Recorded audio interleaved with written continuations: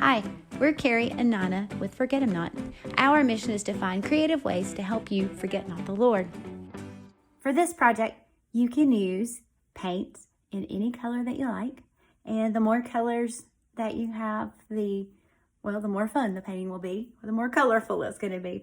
So I've kind of chosen pretty much every color of the rainbow and then some. And I am using a canvas that I have painted black. You could use a white canvas. You don't even have to have a canvas. You could use canvas paper, acrylic paper. You can even use cardboard. It doesn't matter. Anything that you want to paint on, you just need to have your surface ready to go, and then your colors. And then what we're going to do is take inspiration from Kandinsky's concentric circles.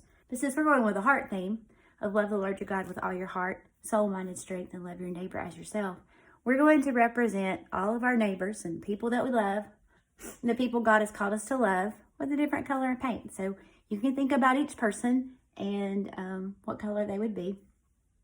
But we're just going to do a heart and then continue outward with a different color and just change it up. And that's going to represent to love the Lord your God with all your heart, soul, mind, and strength, so that you can love your neighbor as yourself as you go outward. Because you can only love those people if you're filled with love first. And God is love.